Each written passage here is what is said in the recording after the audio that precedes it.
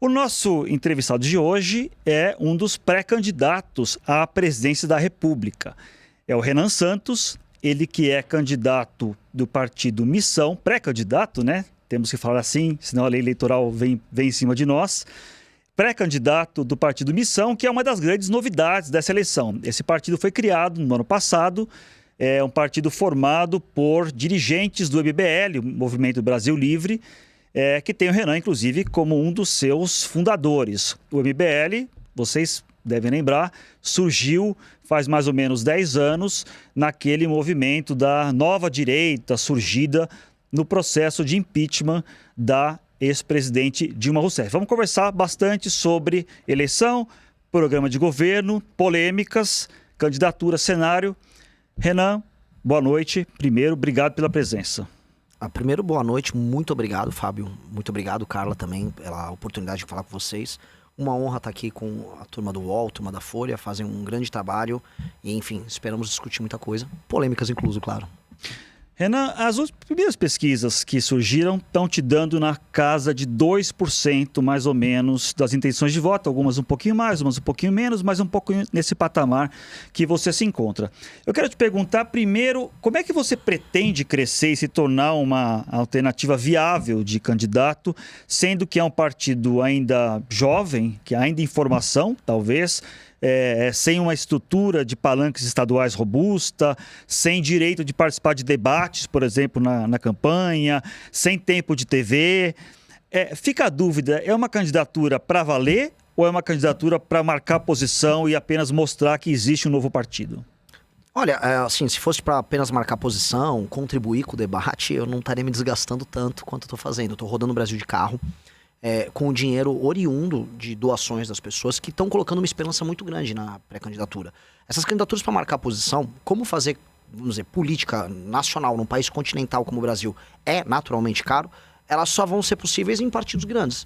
Então, num partido como a Missão, fazer de fato uma pré-candidatura, rodar um estado inteiro como nós fizemos no Ceará, Maranhão, Rio Grande do Norte, é só realmente sonhando em vencer as eleições. E o plano é bem claro, eu tenho um inimigo apontado, que é desconhecimento.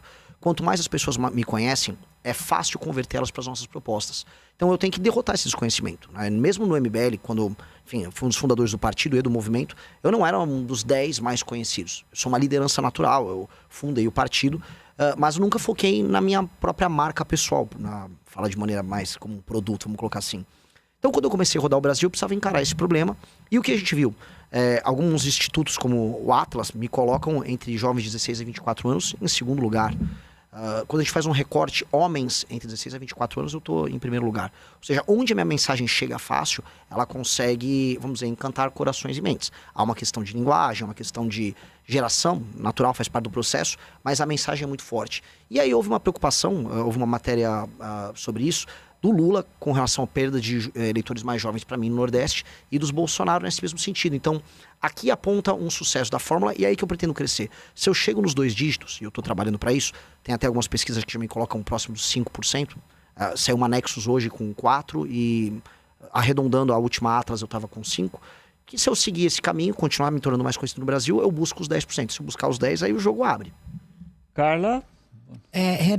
Renan, boa noite. Obrigada pela presença. O senhor colocou aí um inimigo em comum, esse desconhecimento, mas o senhor se declara de direita e faz críticas ao Bolsonaro, né?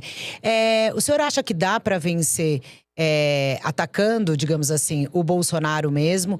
E porque uma avaliação que se faz é que esse racha, digamos assim, na direita acaba favorecendo o ex-presidente Lula. Entre Lula e Bolsonaro, dá para ter esses 2 inimigos? No caso do Flávio Bolsonaro, você não vai precisar desses votos dos bolsonaristas?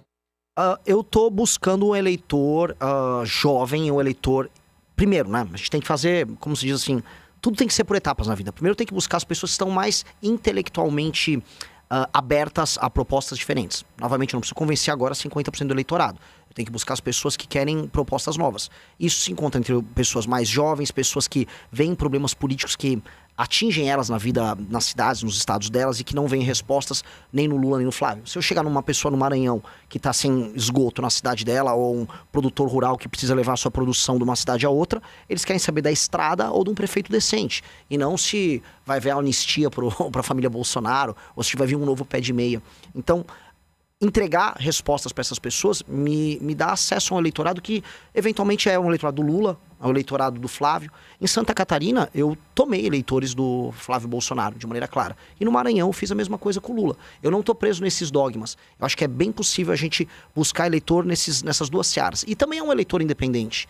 É um eleitor que está procurando uma proposta nova, uma agenda nova. E eu estou ressoando bem com eles. Só para, assim, finalizar de uma maneira interessante, saiu uma pesquisa Nexus, eu estava vendo ela hoje, e fala assim, se o Renan não for para o segundo turno, em quem o eleitor dele vota? 45% declara que votaria nulo, 36% diz que votaria no Flávio e 20% no Lula. Ou seja, é uma espécie de um equilíbrio. Eu estou buscando eleitores em todas as searas. Eu acho que isso é sintoma de algo novo no ar. Tem algo novo acontecendo que escapa dessa dependência. Eu não vou precisar ficar fazendo igual o Zema ou o Caiado de... Para ter uma opinião, eles têm que pedir um pedágio pro Bolsonaro. Eu gosto muito do Bolsonaro, tá? Mas eu sou candidato. Eu não tô afim de fazer isso.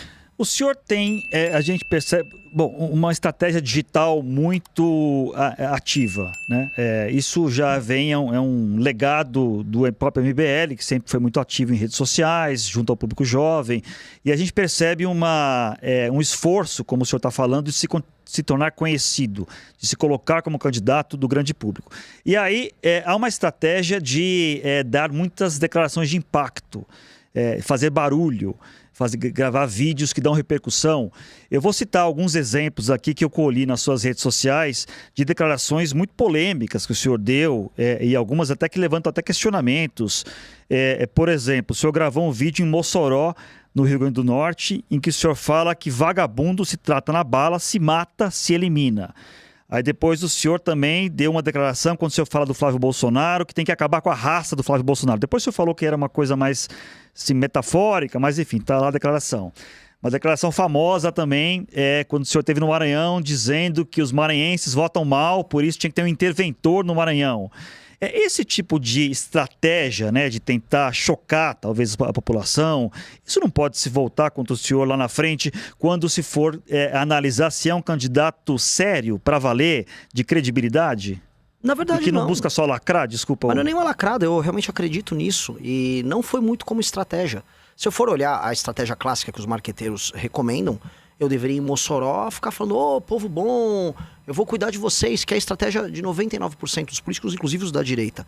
Quando eu fiz esse vídeo em Mossoró, eu estava falando sobre a história que a população de Maranhão de Mossoró teve, no enfrentamento ao banditismo local, às gangues, inclusive no período do Lampião. E puxar esse orgulho próprio, porque a população local hoje se vê vítima do crime organizado. Então a gente tem que puxar, inclusive, um orgulho histórico deles, e eu quero reviver isso neles. Quando eu falei do Flávio Bolsonaro, se eu falar em termos literais, seria o que acabar com a família Bolsonaro do norte da Itália, a etnia deles? Não é. Eu estou falando, novamente, de uma superação política de uma família que faz muito mal à direita brasileira. O terceiro ponto é o maranhense votar mal. Isso, e daí? E uma intervenção, um interventor, quer dizer, você acabar com a eleição direta para governador. Em última instância, a gente está trazendo essas discussões, sim. Qual foi o aspecto positivo das classes políticas do Maranhão para o Maranhão? Da sequência Sarney e Dino, as duas grandes, vamos dizer, os dois grandes exemplos de modelos políticos oligárquicos locais. Eu vi todos os municípios que eu pude visitar no Maranhão. A classe política do Maranhão ela é parasitária. E eu estou propondo uma reforma que eu estou chamando de lei de responsabilidade gerencial, que endereça essa questão nos municípios e nos estados. E a última punição é a ideia de colocar um interventor no município, não punição para a classe política, porque a população seria uma libertação. Mas todas as ferramentas que a gente faz são ferramentas para melhorar o regime democrático, porque a democracia não existe no Maranhão. Falar que a gente tem um regime democrático no Maranhão é acreditar assim, conta a carochinha. Boa parte das pessoas votam porque vendem o voto ou estão sendo cooptados durante o período eleitoral. Elas trabalham com sistemas de incentivo durante o período eleitoral de, basicamente, tem um emprego na prefeitura, fazem contratações às vésperas das eleições, essa é a nova moda.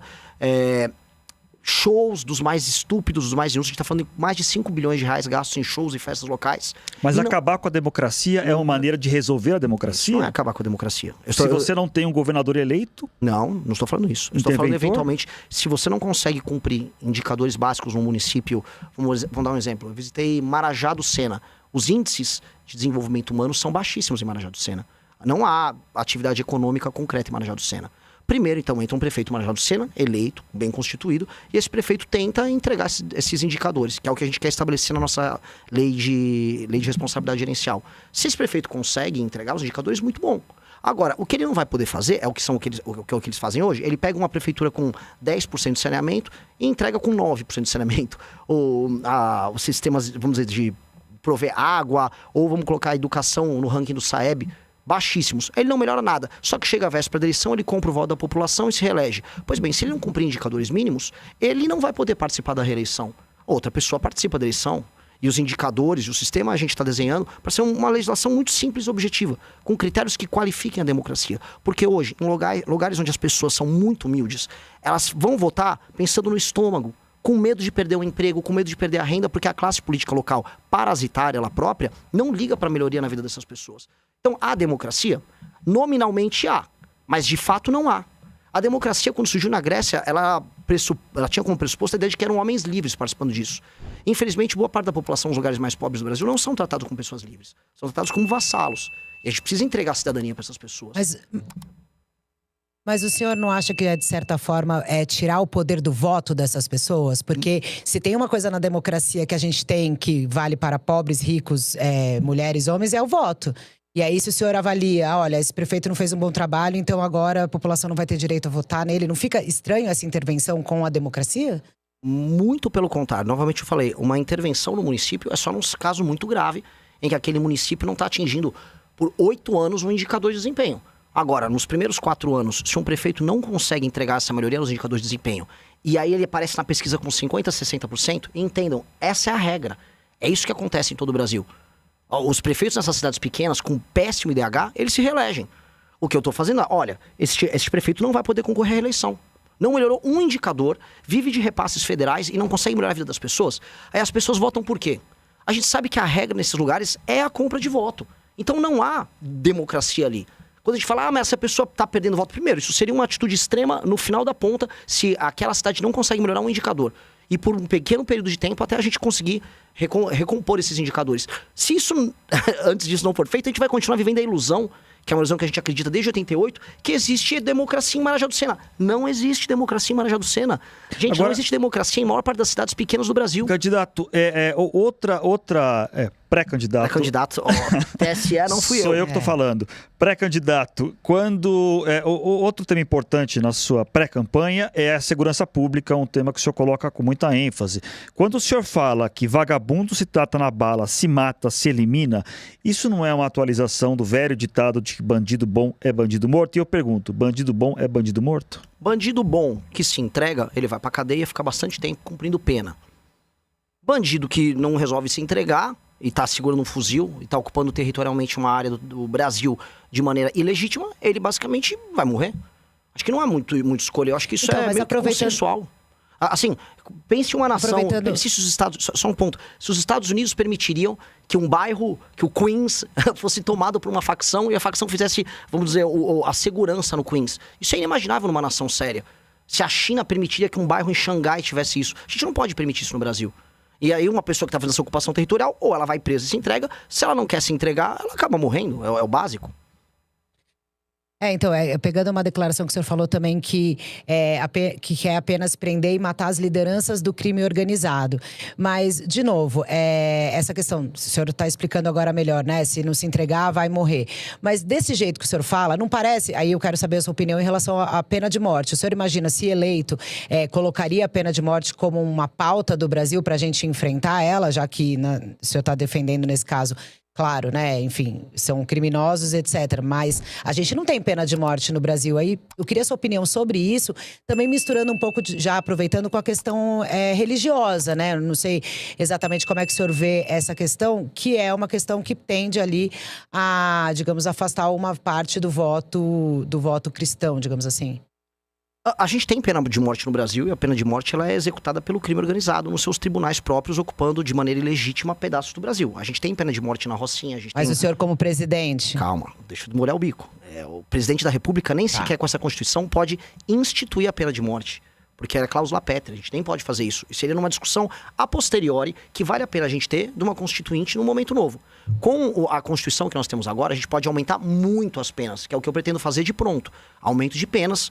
E quando eu falo no prender ou matou, a discussão que nós temos que ter, que envolve o combate ao crime organizado, é colocar muita energia e muita ênfase nesse enfrentamento, na reocupação do território brasileiro. O entendimento que o Estado brasileiro tem que ter de que aquele território é dele. Veja, cara, tem uma coisa que me choca quando eu ando no Rio de Janeiro, quando eu vejo, por exemplo, generais. Já tive reuniões com membros das Forças Armadas que vão naqueles clubes militares perto da orla ali. E aí eles vão nas reuniões, mas ele próprio militar, cuja função primordial é a defesa do nosso território, ele tenta evitar os territórios ocupados pelo crime. Ele mesmo sabe que aquele território brasileiro que ele deveria constitucionalmente defender não pertence ao Brasil. Mas ele vive naquela loucura que nós passamos a aceitar de que o crime organizado realmente é dono, é legítimo. Então, o que eu estou chamando é uma convocação por parte do Estado brasileiro a uma guerra para retomar territórios que são brasileiros e cidadãos brasileiros estão na mão de gente que não tem o direito de controlar eles. A família do Marcinho VP não pode controlar pedaços do Brasil. Inclusive, o senhor defende algo chamado direito penal do inimigo, salvo engano, né? Sim. Que é uma, pelo que eu andei lendo que o senhor está defendendo, seria algo como algumas situações, alguns criminosos não teriam os mesmos direitos em julgamentos de defesa, de advogados, eventualmente, criariam um sistema jurídico próprio para algumas pessoas, algumas categorias de crime. Isso é factível, tendo em vista a nossa Constituição, que defende a ampla defesa, que defende o direito das pessoas, rebaterem acusações, o direito de não serem atropelados pelo Estado? Que tipo de proposta é essa que criaria um sistema judicial paralelo? Não é um sistema judicial paralelo. É um enquadramento específico para entidades e grupos que têm, vamos dizer, indivíduos ali pertencentes, como uma facção criminosa ou um grupo terrorista, que merecem um tratamento diferente, dado que eles não aceitam, e essa é a premissa da teoria do Günther Jacobs, que é o autor da tese, eles não aceitam a autoridade do Estado e fazem um combate eminentemente político e existencial ao Estado, e estão em permanente cometimento de crime. Uma facção criminosa, com seus membros que estão ocupando, por exemplo, um bairro, eles estão em permanente cometimento de crime. Aquela ocupação, ela é uma anomalia jurídica. E aí o Estado brasileiro não pode tratar aquela pessoa que está, vamos dizer, ocupando o Complexo da Penha como um ladrão de galinha, como uma pessoa que teve uma briga de trânsito. Mas isso não é inconstitucional? Não, claramente de maneira inconstitucional? Alguma. Não é inconstitucional. Zanin, não é constitucional. É um enquadramento que você tem que fazer da lei brasileira, estabelecendo um tipo penal para que essas pessoas que são, aí você faz o levantamento junto com a Polícia Federal, junto com a BIM, as pessoas que fazem parte das facções criminosas. Estabelece-se por lei, junto com o Congresso Nacional, essas são as facções que vão ficar circunscritas e tem que ser uma definição muito, muito clara e muito precisa. Essas facções terão um tratamento diferente. Outros países conseguiram fazer. A Dinamarca conseguiu fazer.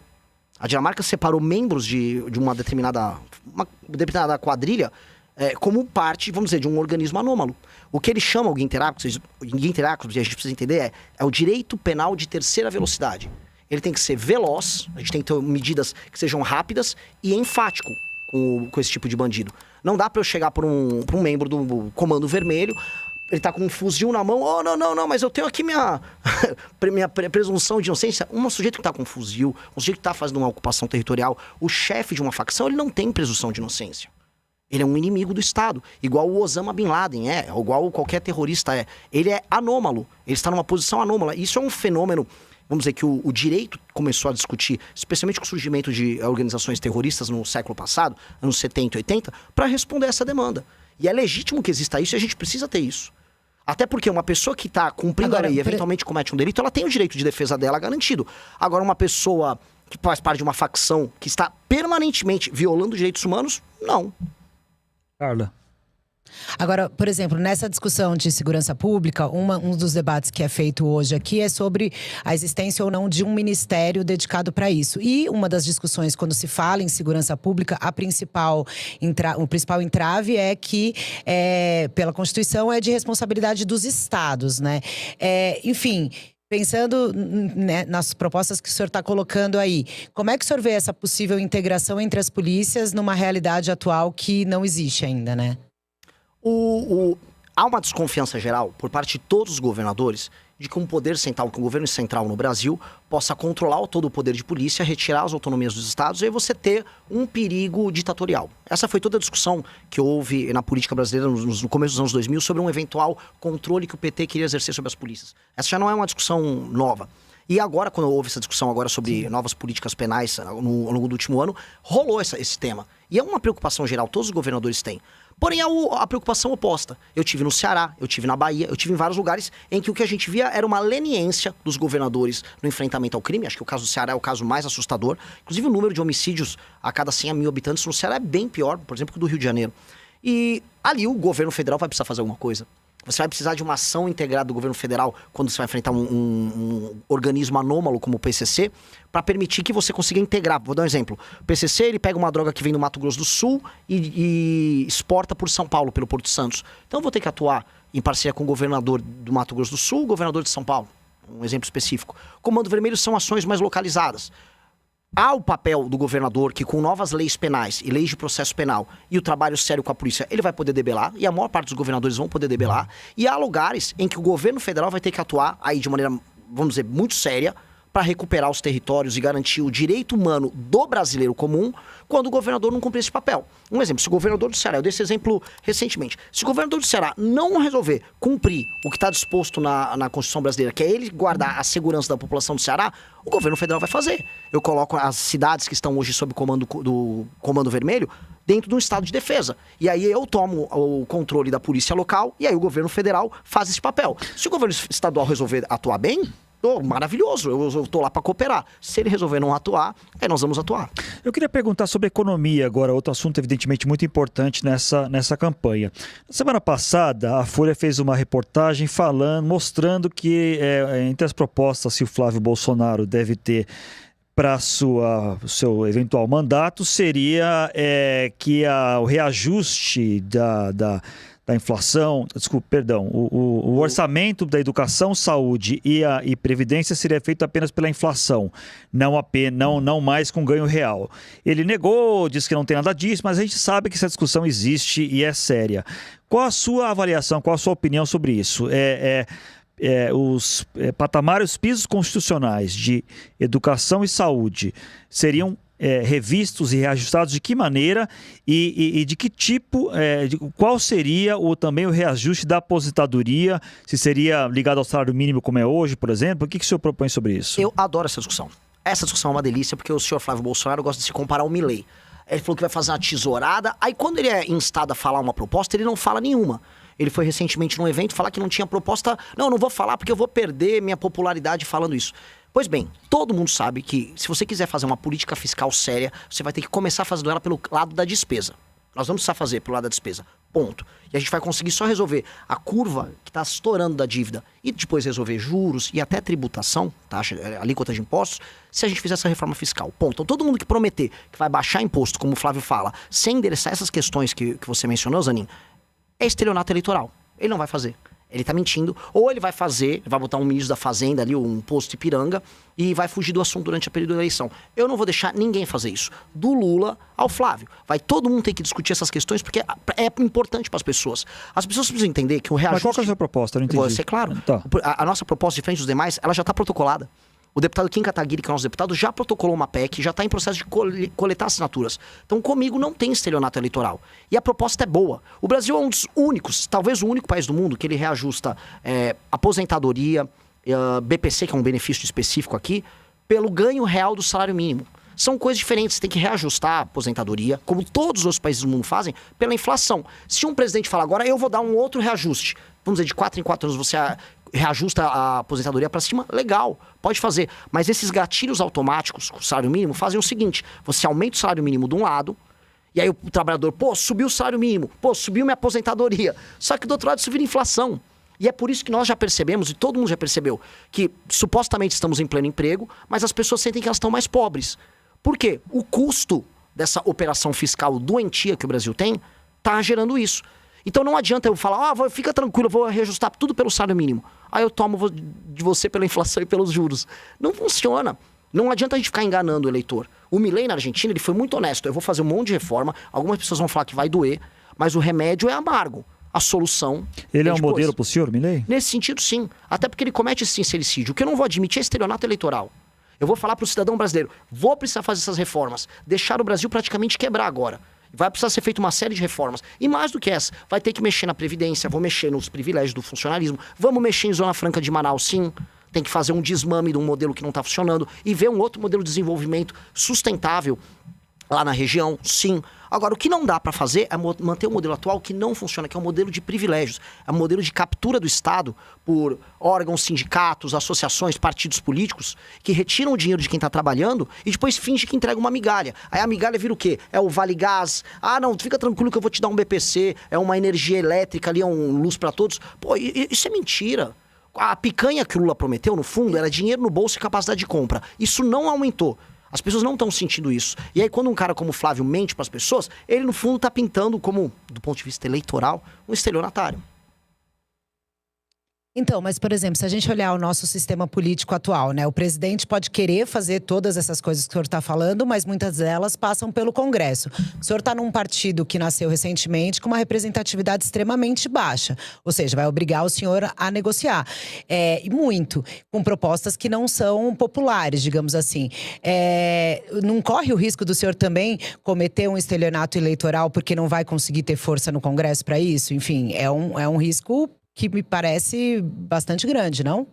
Carla, duas respostas para isso. Primeiro, a pessoa que em geral comete um estelionato, ela promete uma coisa muito boa e suave e leve, e ela não entrega ou entrega algo ruim depois. O que eu tô prometendo é um remédio amargo agora. É difícil e depois de aplicar, nós vamos conseguir ter um horizonte melhor lá na frente. Eu tô chamando as pessoas para um sacrifício para salvar o Brasil. E esse sacrifício vai dar resultado rápido. Então isso é o oposto do estelionato. Isso eu chamaria de sincericídio. E do outro lado... Veja, eu tenho um parlamentar hoje, só que se eu venço as eleições presidenciais, isso significa que eu vou ter motivado o Brasil a discutir esses temas, vou vencer a eleição com isso, vou eleger não só no meu partido uma bancada grande, mas vou pautar outros partidos, tanto os partidos de direita quanto os do centrão, até gente de centro-esquerda, a falar sobre os nossos temas e colocar esses temas na ordem do dia. Se eu venci a eleição, significa que 50% mais um do Brasil, no mínimo, está apoiando isso. Mas o senhor admite que o senhor vai ter que governar negociando com o centrão? Ou é possível governar sem o centrão? Não é. Ainda mais na forma... Eles estão na forma mais forte deles hoje. Eles estão no auge. O que a gente vai ter que alterar do centrão é o sistema de incentivos da política brasileira que faz com que eles sejam tão fortes. E eu vejo discussões na esquerda, eu vejo o Zé Dirceu falando isso o tempo todo, e a gente tem que acompanhar os adversários. Eu não vejo na direita bolsonarista nenhum debate sobre isso, até porque eles se tornaram o centrão, e nós temos um debate próprio nosso sobre como desmontar a parte de poder do centrão. Agora, se eu vencer a eleição... Eu vou ter que assumir o poder e conversar com eles. Eu já fiz isso. Quando nós derrubamos a Dilma Rousseff, a Folha cobriu isso bastante época. Eu organizei eventos, reuniões, juntamente com os políticos, não importava o partido que eles fizessem parte, pra gente ter maioria no Congresso. Eu sempre entendi a importância da política. E, nesse sentido, eu vou compor... Mas o toma lá da cá, por exemplo? Isso não. Isso não. Um exemplo que eu posso te dar concreto. O que eu preciso demonstrar para um político do Centrão é... Se eu tô no Ceará e eu tenho deputados do Centrão na base no Ceará...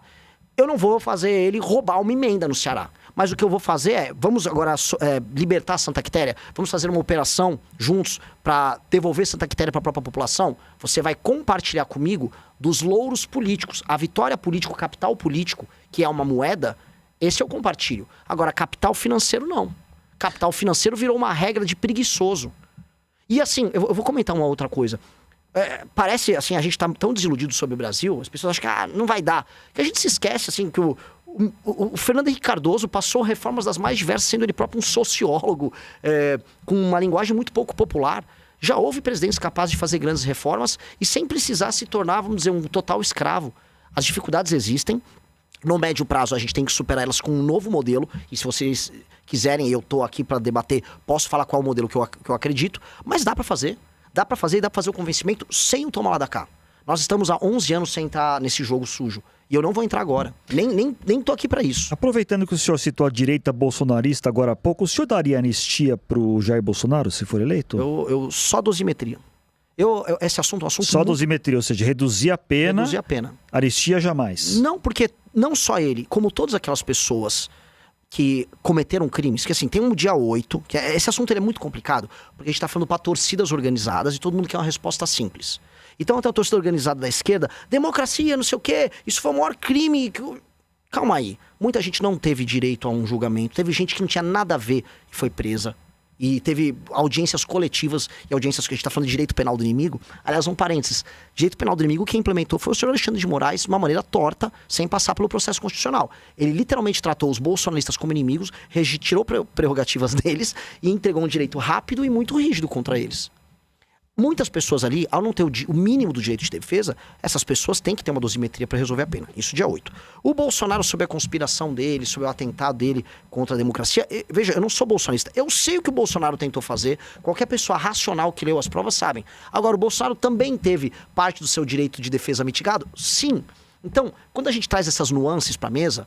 Só o parlamento, por isso que o projeto da dosimetria é interessante, é capaz de resolver, porque se tornou um conflito entre o antigo executivo e o judiciário. E tem ego no meio, tem projeto político. Isso aqui seria um projeto, e por isso que eu gosto da dosimetria, para pacificar essa relação.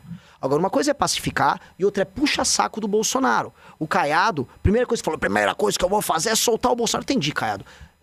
Eu já sei que você ama muito o eleitor do Bolsonaro. Entendeu? Vamos pular esse puxa-saquismo, vamos ser prático. Vamos fazer o que é justo. Houve pessoas... Ninguém estava dentro do plenário da Câmara dos Deputados participando de uma invasão teletransportado. O Superman não colocou essa pessoa lá voando. Essa pessoa sabia que ela estava invadindo um prédio público e ela sabia o que ela queria quando ela estava na frente de um quartel pedindo o artigo 142. Aquela pessoa invadiu aquele prédio público. O que eu falo pro bolsonarista é, se fosse alguém do MST, você ia pedir as penas mais duras para aquela pessoa. E o MST já invadiu, tá? Prédio público em Brasília, já teve em 2017, né? Um fora Temer que eles depredaram também em Brasília. Ué, penas duras para todos. A lei tem que ser objetiva nesse sentido. Sim. Vai, candidato, uma questão que eu queria falar pouco sobre as propostas para as mulheres, né? O senhor tem também aí algumas declarações polêmicas e a gente vive atualmente uma onda muito forte. Inclusive, há um documentário de um documentarista britânico Por Dentro da Machosfera, né? Que fala um pouco desse mundo Red Pill aí. Eu queria saber quais são as suas propostas para as mulheres. E há nessas discussões, inclusive, quem chega a falar hoje ali nos Estados Unidos, em outros países já mais de direita, que as mulheres não deveriam nem ter direito a voto. Enfim, eu queria saber a sua opinião e suas propostas para as mulheres que hoje no Brasil representam a maior parte do eleitorado. De maneira objetiva, uma mulher se sente segura para andar na rua? Não. Assim como a maior parte dos homens não se sentem, mas isso afeta as mulheres de uma maneira diferente que os homens. Lei e ordem para permitir que a mulher tenha o direito de ir e vir. Uma mulher se sente segura dentro de casa com cumprimento de penas ou com políticas velozes para impedir que um marido violento agrida elas? Não, ela não se sente segura. A gente vê, mesmo com a instituição das delegacias da mulher, um direito muito lento nisso. Uma outra coisa, as mulheres se sentem, nesse caso nem segura, contempladas por uma política educacional que trata as escolas como depósito de criança enquanto ela trabalha? Não. Muitas dessas mulheres se ressentem dos maridos que não pagam suas pensões. A forma como a justiça busca esse pagador de pensão vem sendo eficiente? Não. Quando eu falo especialmente das mulheres mais humildes, isso aqui é o que de fato aflige a vida delas. As mulheres estão no mercado de trabalho, as mulheres, elas têm suas crianças, elas têm seus desafios, têm suas vidas profissionais, e a gente tem que permitir que elas executem, vamos dizer, seu exercício de cidadania da maneira mais simples e ampla possível. Hoje, o básico não é garantido para elas. A questão para mim vou falar isso sempre em termos mais abertos, isso não é garantido para quase ninguém no Brasil. Eu podia fazer uma clivagem, sabe, o negro, ele tem seus direitos garantidos, qual é a sua política pro negro? No fundo, é a mesma para as mulheres. Esse projeto de lei que combate a misoginia foi aprovado no Senado, já está na Câmara. O senhor defende? O senhor aprova? Populismo puro e simples. O senhor é contra? Populismo puro e simples. Não é necessário ter uma medida legal para proteger, impedir que mulheres sejam vilipendiadas em redes, por exemplo? Se alguém cometer uma calúnia, uma injúria, uma difamação, hoje a legislação ela contempla as formas das pessoas se defenderem. Agora, você cria espaços cinzentos para arbitrariedades, para discussões, por vezes, bizantinas. Eu vi uma discussão, nem sei se foi aqui no UOL, sobre, olha, uma mulher ser interrompida no ambiente de trabalho é qualificado como misoginia. Entendi, e aí isso vai ser equiparado à injúria racial? Pô, quer dizer, se eu interromper uma mulher numa reunião, eu vou estar cometendo algo similar a uma injúria racial? É óbvio que isso não é razoável. Óbvio que essas discussões são irrazoáveis, elas estão andando com agendas identitárias. E nesse sentido, eu acho que isso não é bom para as mulheres, para os homens, para a gente que quer constituir família, não é bom para ninguém. Os critérios têm que ser objetivos nesse sentido. E quando a gente vai abrindo o escopo, não, ó, isso aqui é uma misoginia, eu tenho que descobrir, isso aqui agora é misoginia, se eu interromper a mulher na discussão, é misoginia ou não? Se eu interromper a Carla numa fala, eu vou ser preso ou não? Que isso? Então, assim, a diferença do remédio pro veneno é a dose. E a dose, em certas políticas identitárias, está passando muito do aceitável. E me assusta a direita bolsonarista que acha que tudo é uma armadilha eleitoral e quer, não, vou votar a favor. Não quer nem trazer discussão. E isso, desculpa pessoal, isso aqui não tem nada a ver com isso. Eu acho o movimento Red Pill tosco, ridículo, eu não tenho nada a ver com isso aí. Agora, eu tenho familiares, eu tenho irmãs, e assim, não é uma discussão com interrupções ou uma pretensa misoginia que traz medo para essas pessoas. É andar na rua e ser assaltada. Essa é a grande preocupação da maior parte das mulheres. Carla? Não, claro, e as mulheres também são mortas pelos seus companheiros, há um feminicídio e nessa onda Red Pill há aí um crescimento de diminuir o papel da mulher, né? Então, por exemplo, eu queria saber a opinião do senhor em relação ao caso do influencer, que é o policial rodoviário federal, que chama Café com Meu Pai, acho que o senhor deve conhecer a história, ele foi indiciado agora por falas misóginas. Então, eu queria saber se o senhor acha que é certo o indiciamento. E aí, só para concluir a minha pergunta, a pergunta do Zanini em relação ao PL da misoginia, o senhor não acha que se colocasse nesse PL justamente esses critérios do que é o que não é, não poderia ser uma solução? Veja, eu não vou ficar na posição de advogado do influencer Café com Meu Pai. Até fui ver o caso dele ali, ele é um bolsonarista, eu acho, ele nem gosta da gente. Então, eu nem sei, eu sei que o conteúdo dele é voltado pra mulher e o público dele é público feminino. E aí é uma questão dele com o público dele. Eu acho que nenhuma mulher foi obrigada a ver o conteúdo dele. E não acho que, a não ser que ele tenha realmente cometido um grande crime, eu não acho que ele deva ser alvo de perseguição. Eu realmente não sei. Existe algum conteúdo absolutamente misógino ali? O que eu sei dele, até pelas estatísticas das redes sociais dele, é que mais da metade do público dele é composto de mulheres. A não sei que essas mulheres sejam masoquistas. Mas é que, infelizmente… Espera só um pouquinho. Mas a gente vai dizer pra elas o que elas podem ver ou não. Ah, entendi. Aí elas não têm capacidade de julgamento. É que são todas mulheres maiores de idade, de classe média, aceitando seguir um influenciador. Eu não quero me colocar aqui como um defensor do Café com Seu Pai, porque eu nem sei direito qual é o conteúdo dele. Acho que é um conteúdo de relacionamento. Agora, é esse nível de tutela que a gente quer ter? Essas moças, todas maiores de idade, responsáveis, elas podem votar. Só que elas não podem ver um conteúdo sobre relacionamento. Entendi. Pô, a gente realmente acha que essas pessoas são umas idiotas. Eu vou ter que fazer um intervalo rapidinho pro pessoal de televisão. E a gente continua aqui no YouTube com a entrevista e a televisão volta daqui a pouquinho. Carla, você ia falar, mas você ia emendar? Não, eu só queria completar, Renan. É que eu acho assim, claro, são mulheres adultas, mas é que a gente tem um machismo estrutural enraizado e nós temos mulheres machistas, é evidente. É uma questão cultural mesmo. O senhor acha que isso também não tem que ser atacado? Então vamos criar filhos machistas que vão continuar agredindo mulheres e mulheres que vão continuar agredindo a ser subservientes aos maridos? O senhor acha que a gente não tem que eu não entendi tentar o ponto, evoluir como sociedade? Eu não entendi o ponto, assim… Então, que as moças que seguem esse cara, eu não sei o conteúdo dele. É um conteúdo sobre relacionamento. É um básico que eu sei. Não vou ficar assumindo o papel de advogado e influenciador. Agora, me parece que um cara que tem centenas de milhares de seguidores, ou, né, o que você está me escrevendo é um monte de mulher masoquista, ou nós estamos adotando um critério muito subjetivo do tipo, há um machismo estrutural, e aí essas mulheres não podem acompanhar o conteúdo dele. É um conteúdo que a elas, veja só, é proibido, porque senão elas podem reproduzir um machismo. Eu acho isso profundamente autoritário, acho isso profundamente vago e profundamente perigoso. Agora, deixa eu fazer uma pergunta mais sobre a relação da sua campanha, da sua candidatura com esse público feminino. Claramente, o seu público prioritário nesse momento, o senhor já falou isso em algumas entrevistas, são jovens, ali, né, de 20 a 30, até 30 anos talvez, e majoritariamente homens. Essa certa dificuldade com o público feminino que o MBL tradicionalmente teve, que talvez o senhor tenha também na sua pré-candidatura, o senhor acha que tem alguma relação com alguns episódios aí pelos quais o senhor foi acusado no passado?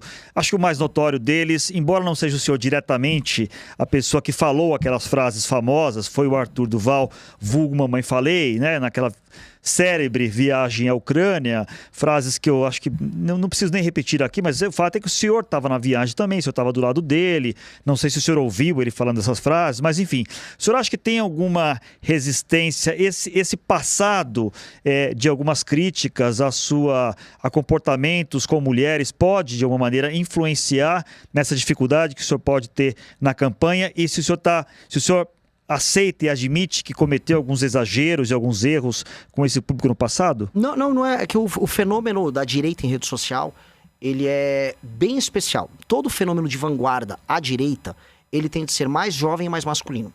Foi assim com o Bolsonaro, foi assim com o Trump, foi assim com o Milei. Para dar 3 exemplos aqui. Todo fenômeno de esquerda, de vanguarda, jovem, ele costuma ser mais feminino, mais gay, com mais minorias. Isso na política contemporânea. O que acontece? Quando o MBL ele estava mais inserido, inclusive, no conjunto geral da direita, bolsonarista, até, por exemplo, 2019, nosso público feminino e masculino era completamente equilibrado. Nós tínhamos uma participação de mulheres mais velhas bem maior. Mulheres mais novas nem tanto, porque elas estavam mais à esquerda. Isso no mundo todo, tem inúmeros estudos sobre isso. Quando nós rompemos com o universo do bolsonarismo, ali em 2019, aí nós ficamos apenas com o público mais jovem, que é um público de vanguarda, que vai ser mais masculino. Só rapidinho, nós voltamos com a televisão já, tá? A gente tava, o pré-candidato está falando sobre eventuais dificuldades que a candidatura dele tem com o público feminino. Desculpa, interrompi o senhor. Pode concluir, por favor. E isso é uma condição de um processo de crescimento. Quem começa como vanguarda na direita, em geral no mundo, é isso. E você não tem vários Artures Duval fazendo áudios nesses lugares. O caso do Milei é um caso específico, o caso do Bolsonaro específico, o caso do Trump específico, e é o nosso caso também. O que está acontecendo agora é a famosa regressão à média, no caso das mulheres. O número de seguidores nossos feminino vem aumentando bastante e o nosso apelo junto a esse universo começa a subir. Várias lideranças nossas têm um público feminino igual ou maior do que o masculino. Isso é parte de um determinado processo. Mesma coisa eu posso falar, por exemplo, o processo que o Mandami passou em Nova York. Ele quase não tinha um eleitor masculino. Ele passou por um processo também de conquista ao longo do tempo. Isso é parte do jogo, isso é parte de um processo de novidade política. Eu volto a colocar, a gente vai pegar um público intelectualmente muito curioso, a gente vai pegar um público muito aberto a novas tendências, novas linguagens na internet. Mas só para fechar esse tema feminino, digamos assim, o fato do Arthur Duval continuar no MBL, no Missão, ser uma pessoa importante, da sua confiança, participar da sua campanha, pode de alguma maneira prejudicar o senhor junto ao eleitorado feminino, o senhor acha? Não sei, mas eu não vou abandonar um amigo se isso me prejudicar eleitoralmente, porque eu acho que ele é uma pessoa muito valorosa, ele errou, ele já se desculpou pelo erro dele, e ele foi caçado não por conta disso. Ele teria cargo no seu governo, por exemplo? Não sei se ele teria saco para ser o ministro, não acho que não é muita pegada dele não. O Arthur ele tá agora num processo de construção de lideranças, ele tá rodando o Brasil, ajudando a formar novos líderes. Não é uma discussão que a gente teve. Aliás, ampliando essa pergunta, com quem que o senhor governaria assim? O seu ministério seria o quê? Seria um ministério formado por quem? Por pessoas do Missão/MBL? Ou pessoas de outros partidos? Ou eventualmente técnicos? Como é que o senhor montaria a sua equipe? Essa é uma pergunta sensacional. Eu gosto muito disso, porque tem uma coisa legal nesse fenômeno que eu estou descrevendo, que assim, as melhores cabeças das novas gerações estão vindo pra gente. Então eu pude palestrar em Stanford, em Harvard, em Yale, para estudantes brasileiros. Todo mundo conhece o projeto, homens e mulheres ali, inclusive. A galera nas melhores faculdades no Brasil, mesmo numa cidade humilde, pobre, quando tem um jovem interessado em política, esse jovem gosta da gente. Então, há muito material humano interessante nas melhores empresas, nas melhores faculdades, gente com startups, gente que trabalha com tecnologia, disposto a participar conosco, que enxerga a gente como um governo de disrupção e que vai participar, não só participando da parte de propostas do Livro Amarelo, mas participaria do governo. O que eu não vou fazer, assim, de iniciar, eu não vou querer chamar um medalhão para falar que eu sou validado por um medalhão. Até porque o medalhão hoje está desatualizado do que a gente precisa fazer. Se eu chamar um medalhão para falar de SUS, eventualmente ele não vai entender o impacto que machine learning, inteligência artificial vai ter no SUS. A gente vai fazer uma revolução no SUS. E a gente tem que trazer pessoas jovens para participar disso. E quando jovens, não só jovem de idade, jovem de cabeça. A gente vai entender assim, se você tiver prontuário único no SUS, se você tiver uma centralidade para você obter os dados sobre as pessoas, sobre as enfermidades, você vai poder gerir estoque, você vai poder ter uma capacidade preditiva sobre o avanço de determinadas doenças, que é sensacional. Eu não sei se um medalhão na área da saúde está pronto para essa discussão, porque isso é uma discussão de vanguarda na China, discussão de vanguarda na Inglaterra. Salvador, falam muito do Bukele sobre a parte de segurança. Salvador está fazendo uma revolução nessa área. Eu vou querer saber quem são as pessoas para trabalhar comigo nisso. E essas pessoas já existem. Então, seria um governo que eu vou procurar talentos novos, E essas pessoas já existem, para ser bem claro, para participar de soluções novas para o Brasil. Carlos? Agora, pré-candidato, em relação à proposta de meio ambiente, o senhor falou esses dias que eu estava assistindo também, criticando o STF, sobre uma interferência, né, na questão do licenciamento ambiental. Eu sei que o senhor está se diferenciando aí do ex-presidente Jair Bolsonaro, mas a gente teve, na época do governo dele, aquela reunião em que o então ministro do Meio Ambiente, Ricardo Salles, disse que era para aproveitar o momento para passar a boiada que essa questão do licenciamento, nessa questão do licenciamento ambiental. O senhor falou que é uma questão também que, na sua visão, pelo que eu ouvi, atrapalha o desenvolvimento de obras. Mas e a questão do meio ambiente, mudanças climáticas, tudo isso que a gente está vivendo? Assim, pelo que eu sei, o senhor não é um terraplanista, né? O senhor acredita nas mudanças climáticas? Enfim, como é que o senhor junta essa necessidade de destravar licenciamento ambientais com o cuidado com o meio ambiente? Carla, eu realmente acredito em mudanças climáticas. Eu sou um apaixonado pelos biomas brasileiros. O símbolo do nosso partido é uma onça, que é o maior felino das Américas. Acho que faz parte da nossa identidade cultural, nossos biomas. Não existe Nordeste sem eu falar da região do Agreste. Não existe o Nordeste sem eu falar da Caatinga, sem eu falar do Sertão. Não existe a Paulistânia, na parte de Goiás, sem eu não falar do Cerrado. Eu sou um defensor do agro, sou defensor do avanço das fronteiras agrícolas, mas sou defensor do Código Florestal e de uma relação saudável entre o agro e a nossa parte, vamos dizer, dos nossos setores produtivos, o desenvolvimento de uma infraestrutura séria num país muito pobre sem infraestrutura, isso impacta o custo do Brasil, e a defesa desses biomas. Se a gente defender, basicamente, lei e ordem, a aplicação do nosso Código Florestal, que é o mais avançado do mundo, e das grandes nações, de longe é o mais avançado, falar em mata ciliar, com a sofisticação que a gente fala nessa parte ambiental, a gente não vê em nenhum outro lugar. Você vai visitar mata ciliar nos rios que cruzam a França, tem nada. Eles ficam cobrando da gente as coisas mais absurdas do mundo nesses acordos internacionais e eles não fazem o básico. Recuperações de área de conservação, a gente tem uma política que, se bem implementada, vai funcionar super bem.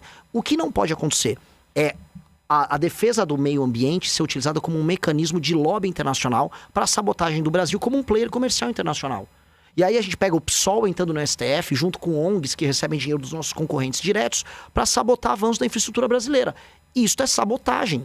Nós não podemos aceitar sabotagem. Sabotagem não pode ser aceita.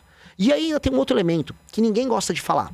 A esquerda gosta de comprar a agenda ambiental. Não, nós somos ambientalistas. A maior parte dos crimes ambientais acontece nas cidades. E o principal deles é a ausência de saneamento básico. E quando a gente fala em investimentos em saneamento básico, em cobrança aos prefeitos sobre isso, todo mundo fecha o bico. Ninguém está falando, por exemplo, a calamidade de saneamento básico que existe nas cidades pequenas ao redor do Brasil. E que isso afeta, de maneira bem clara, os lençóis freáticos, as pessoas tomam água com coliformes fecais. Isso também é meio ambiente, só que as pessoas se esquecem disso. O marco do saneamento foi duramente combatido. Duramente combatido. E ninguém... isso não é meio ambiente. Isto é meio ambiente. Eu volto a colocar, as maiores violações e crimes contra o meio ambiente no Brasil acontecem em território urbano.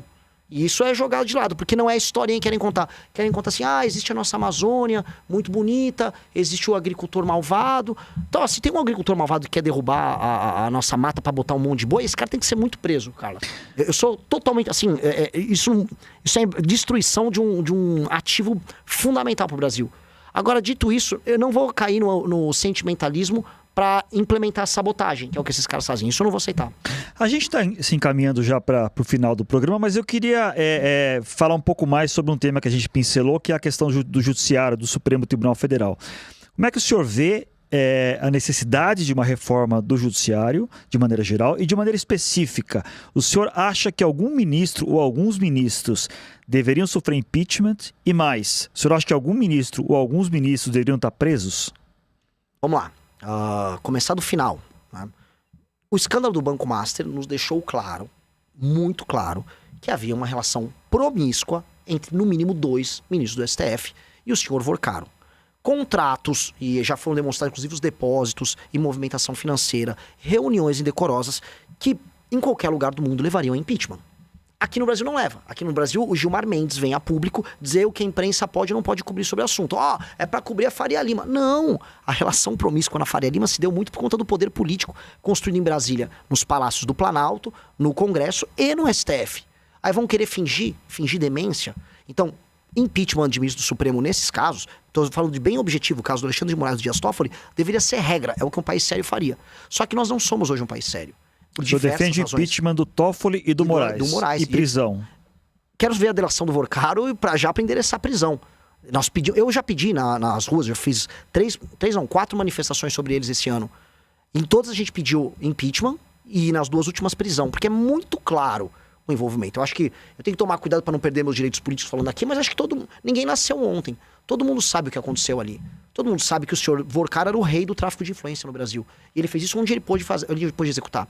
Só que o Senado não faz isso, a começar, porque o senhor Flávio Bolsonaro tem rabo preso e uma dívida de gratidão com o Dias Toffoli e com o Gilmar Mendes, senão a carreira política dele não existiria. Portanto, os tais direitistas que enfrentam o STF sempre capturam pro STF. E 2, porque há um controle político do STF sobre o legislativo por conta do foro privilegiado. Se o STF julga as ações de quem julga eles, você fica numa disputa. E o parlamento sempre sai perdendo, porque também não é composto das pessoas mais incríveis e morais do mundo, né? Eu não imagino o Alcolumbre e o Renan Calheiros se reunindo para moralizar o STF. Eles querem se reunir para fazer negócios com o STF. Essa é a natureza dessas pessoas. Então tem que chegar um presidente da República que não tem rabo preso, que era o que imaginavam que o Bolsonaro ia fazer. Que não é próximo e que não tem uma agenda política com esses ministros do STF, como é o caso do Lula. E aí endereçar uma agenda sobre o judiciário. Não só na parte dos privilégios, penduricalhos, né, que não estão no topo do judiciário, mas sobre o STF, sobre decisões monocráticas que já passou e o Bolsonaro vetou, sobre o período, né, que eles sentam em cima dos processos lá quando eles pedem vistas, sobre escritórios de advocacia, sobre período de mandato, sobre o foro especial, o foro privilegiado não ser tocado pelo STF, mas sim por desembargadores selecionados que têm mandatos de 2 anos e não julgam parlamentares dos seus próprios estados. Medidas óbvias, naturais, e que transformem a Corte Constitucional numa Corte Constitucional e não numa última instância. Na Europa, a maior parte dos tribunais são cortes constitucionais, elas tratam de temas abstratos. Aqui no Brasil, a gente trata de tudo. Cara, só vou te passar a bola. Um segundo. 8 mil ações no Brasil no STF. Nos Estados Unidos, 50. Carla, quer fazer a última? Nós estamos terminando. É a última rapidinho. O senhor falou aí sobre tempo de mandato. Qual que seria a sua proposta em relação a isso? E em relação a ampliar a Suprema Corte? O senhor também acha que tem que ter um número maior de ministros? A ampliação é uma parte de uma estratégia muito brasileira da gambiarra. É o puxadinho pra gente conseguir compensar maiorias. Eu acho que a gente tem que pular a etapa do puxadinho. A gente tem que reformar para ter uma boa Corte Constitucional. O Brasil forma muito advogado no Brasil. Existem grandes faculdades, existem grandes juristas no Brasil. Nós temos condições de ter bons ministros do STF, com mandatos, cumprindo apenas sua missão de defesa da Constituição brasileira. Ponto. Discussão de temas abstratos. Hoje eles discutem temas concretos. E hoje eles ainda ficam tentados discutir esses temas concretos com o advogado do seu parente. Aí vira marmelada. Então, esses puxadinhos eu acho que não vale a pena. É como se a gente pegasse um problema e resolvesse com outro. Tá certo. Qual o tempo ideal de mandato? Desculpa. Podemos discutir 10 anos, é um tempo bacana. E não vejo problema nenhum em... então, o Zema veio com essa proposta, acho que o Flávio também tá falando. Não, tem que ter 60 anos de idade. Isso, não precisa. idade mínima é 60 anos. Também não. Também já temos muitos problemas com gerontocracia no Brasil e manutenção de privilégios das gerações antigas. Pode ser 40 anos que seja. Se um jurista é brilhante, tem notório saber jurídico, tem capacidade de discussão de temas constitucionais, como existem muitos grandes professores na faculdade aí da USP que eu conheço, pode ser um ministro do STF. Tem um mandato, exerça, e que tem o filtro de entrada para eles discutirem temas abstratos ligados à constitucionalidade e não casos concretos. Aí o Supremo volta para a caixinha, cuidamos das emendas para o Legislativo voltar a cuidar de temas nacionais e o Executivo executa, como qualquer lugar normal e democrático é. Eu, como um grande democrata, defendo isso. Pré-candidato, muito obrigado pela entrevista. A gente tá... Deixa eu ver se eu tô olhando para a câmera certa. Acho que tô, né? Sobrevivi à minha primeira experiência como âncora, apresentador. Espero tenha sido satisfatório. Agradeço ao pré-candidato Renan Santos pela conversa. Carla, obrigado, viu, pela parceria aí em Brasília. Obrigada a vocês. Vamos continuar acompanhando, né? Uma eleição, como eu disse na introdução aqui, que apenas está começando, vai ser muito agitada, muitos candidatos novos surgindo, temos meses pela frente muito intensos, uma eleição que vai ser certamente muito apertada. Vamos continuar acompanhando a sua campanha, assim que ela começar oficialmente, mas de pronto eu agradeço pela entrevista e nos falamos. Obrigado, Zanini. Obrigado, Carla. Obrigado a todos que nos assistiram. Foi muito bem na sua primeira condução. Me colocou contra a parede. É isso que tem que fazer mesmo. Espero que isso aconteça assim com todos os outros. Assim como o senhor está aprendendo a ser presidente de partido, né? Tô aprendendo. Eu também preciso só ter o seu cabelo branco para ficar mais... O senhor vai chegar lá. Chegarei. Tá bom. Obrigado, gente. Segunda-feira que vem...